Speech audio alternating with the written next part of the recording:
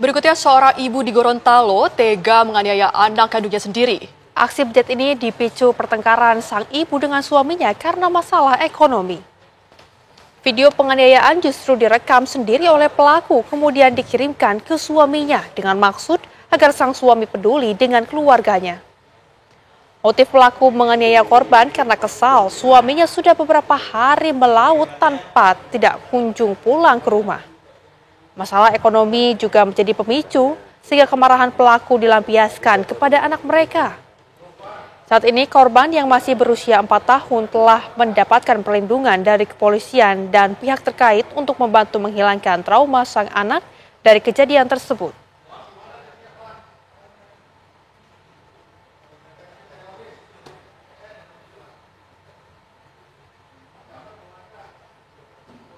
Dan pemirsa, untuk mengetahui bagaimana sebetulnya perkembangan dari kasus ini, kita sudah terhubung dengan Kasat Reskrim Polres Gorontalo AKP Andrean Pratama. Selamat siang, Pak Kasat.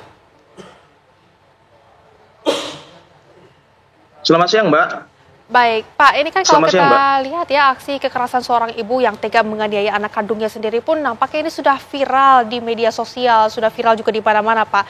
Bagaimana saat ini kondisi fisik dan mental sang anak pasca kejadian ini, Pak? Untuk kondisi fisik dan mental anak sampai saat ini masih didalami oleh tim dari Dinas PPA untuk mendalami asesmen terhadap anak tersebut. Kemarin sudah sempat kita lakukan asesmen awal, akan tetapi karena kondisi anak masih belum stabil sehingga kami masih menunggu untuk hasil yang lebih optimal. Demikian. Ya Pak, apakah sudah dilakukan pendalaman, sudah berapa kali ini aksi penganiayaan dilakukan oleh sang ibu kepada anaknya sendiri, Pak?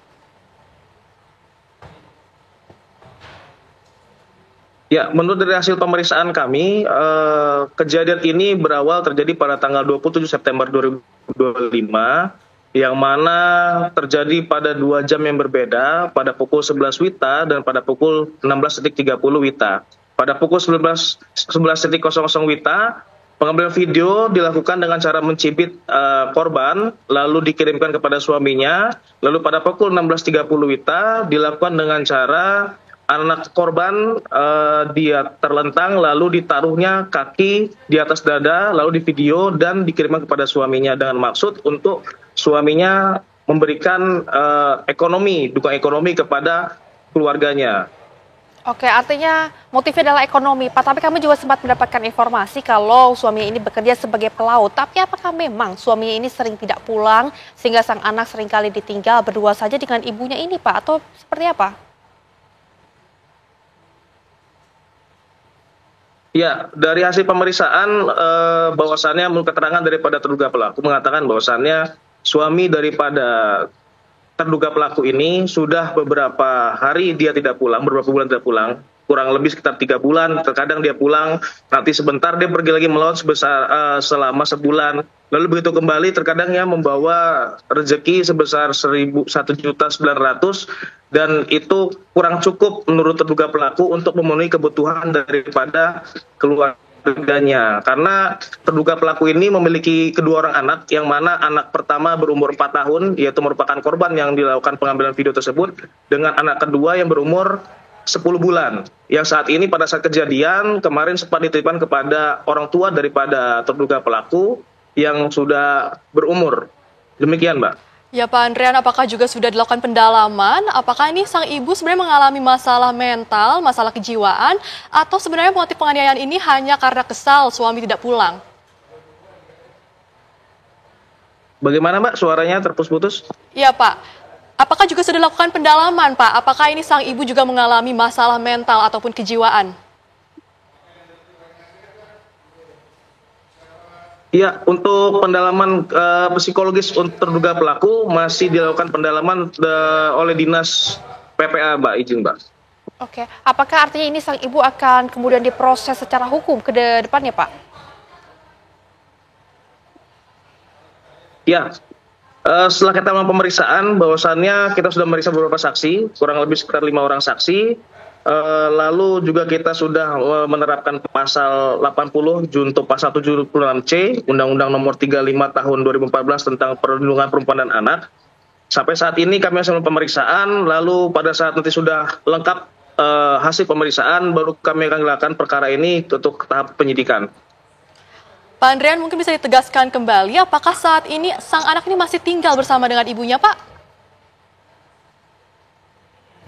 Sampai saat ini anak sudah dititipkan kepada ibu beserta keluarganya, Mbak, yang berada di Desa Biluhu Timur, Kecamatan Batuda Pantai. Oke, Pak, ini untuk kedepannya lagi, apakah ada pengawasan ataupun pendampingan sang anak? Karena kan diketahui juga mentalnya hingga saat ini masih terus didampingi oleh pihak kepolisian untuk proses pemulihannya, Pak.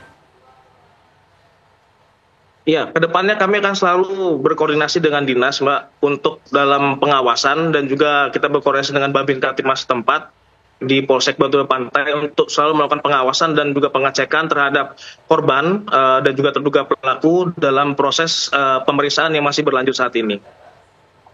Oke, Pak, mungkin ada pesan untuk masyarakat, Pak, agar mungkin kejadian serupa ini tidak terjadi lagi, Pak. Ya, mau sampaikan untuk khususnya masyarakat di Provinsi Gorontalo, bahwasannya kendala suatu ekonomi bukanlah suatu alasan bagi seorang ibu atau seseorang untuk melakukan tindak pidana kekerasan terhadap seorang anak, terlebih lagi anak kandungnya sendiri. Jadi diharapkan ini merupakan kejadian kali terakhir yang terjadi di Provinsi Gorontalo dan diharapkan sudah tidak ada lagi kejadian-kejadian serupa. Demikian, Mbak, terima kasih. Baik, terima kasih Pak Kasat atas informasinya dan juga sudah berbincang bersama dengan kami di Apa Kabar Indonesia Siang, dan kami harapkan juga semoga kejadian ini tidak terulang kembali. Selamat bertugas kembali, Pak.